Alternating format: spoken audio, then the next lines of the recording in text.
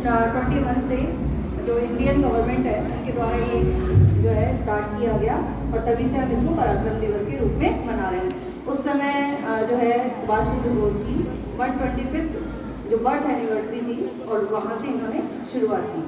अब मैं इनके बारे में, इनके जीवन के संबंधित दो छोटी छोटी कहानियाँ आपको सुनाना चाहूँगी जो कि इनके व्यक्तित्व को बताती है तथा बौद्धिक कुशलता को बताती है। जिनमें से पहली कहानी को जो है इनकी बाल्यावस्था से संबंधित है और दूसरी बाद में जब इन्होंने जो आज़ाद हिंद फौज है वो ज्वाइन की उस समय की है। तो पहली कहानी, जब ये छोटे थे अपने स्कूल जाया करते थे, उस समय इनको कुछ रुपए दिए जाते थे जो कि इनके बस का किराया और खाने पीने से संबंधित चीज़ों को खरीदने के लिए दिया जाता था। जब सुभाष चंद्र बोस अपने घर से बाहर जाते थे तो इनके घर के सामने एक भिखारी रहती थी जो कि बहुत दयनीय स्थिति में रहती थी। तो उसको देखकर इनका जो मन है बहुत विचलित हुआ करता था। तो ये सोचते थे कि मेरे पास तो सारी चीज़ें हैं, अच्छा घर है, खाने पीने के लिए सामान है, मेरे जो परिवार है वो संपन्न है, लेकिन ये जो है कितनी दयनीय स्थिति में रहती है। तो बाल्यावस्था में होने के बावजूद जिस समय बच्चों का खेल कूद में ध्यान रहता है, मस्ती जो है उसका करने में ध्यान रहता है, उस समय इनके हृदय में इस तरह के विचार आया करते थे। तो इन्होंने जो अपने पैसे जो इनके बस के किराए के लिए दिए जाते थे वो इन्होंने उस बूढ़े भिखारिन को देना शुरू कर दिया और खुद बहुत दूर तक जो इनका स्कूल हुआ करता था वहाँ पर ये पैदल जाते थे। एग्जॉस्टेड हो जाते थे, बहुत ज़्यादा थक जाते थे। घर पर आकर जब इनकी मदर देखी तो उन्होंने अपने हस्बैंड से कहा, इनके पिताजी से, कि ये बहुत ज़्यादा थक जाता है, आप एक बार देखिए क्या पता इसके साथ कोई बच्चे जो है शैतानी करते हैं या कोई इसको परेशान तो नहीं करता है। पिताजी पीछा उन्होंने जो है जब ये स्कूल के लिए निकले तो पीछे गए तो इन्होंने देखा कि इन्होंने अपने पैसे जो है वो उस बुढ़िया को दे दिए भिखारी को और खुद पूरे रास्ते स्कूल तक पैदल गए। तो ये देखकर उनके पिताजी भी बहुत आश्चर्य हुआ कि इतना छोटा बच्चा है लेकिन इसके दिल में अभी से इतनी करुणा है।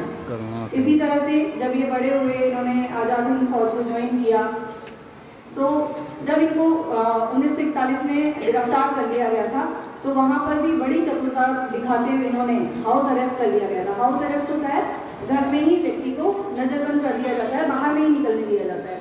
तो उस समय बड़ी ही चतुरता से इन्होंने वेश बदलकर जो है वहाँ से निकल गए और अफगानिस्तान के रास्ते होते हुए जर्मनी चले गए।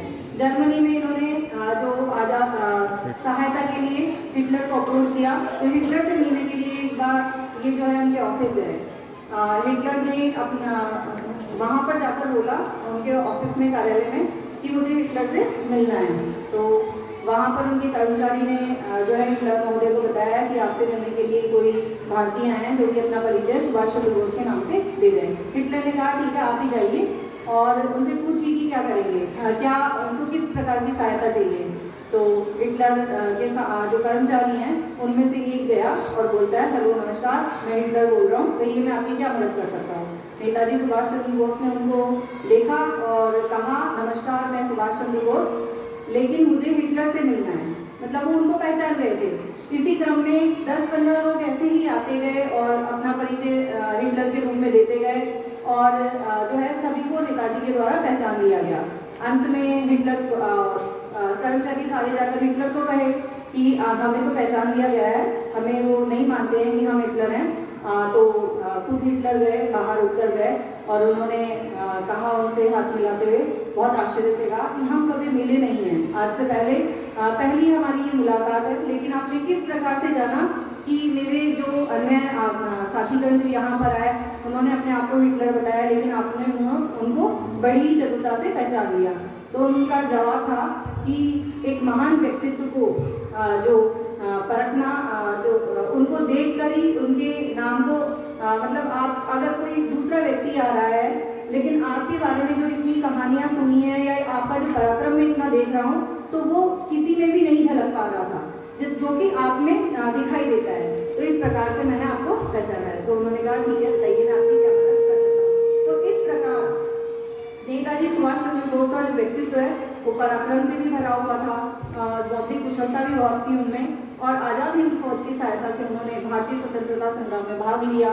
सबसे पहले भारत की कुछ सीमाओं को उन्होंने आज़ाद भी कराया, जैसे अंडमान निकोबार जो द्वीप समूह हैं उनको आज़ाद करवाया। उनका नाम बदलकर उन्होंने शहीद द्वीप और स्वराज द्वीप के नाम से नाम रखा। कोहिमा को, इम्फाल को इनको आज़ाद कराया। तो इनका बहुत ही बड़ा एक महत्वपूर्ण योगदान रहा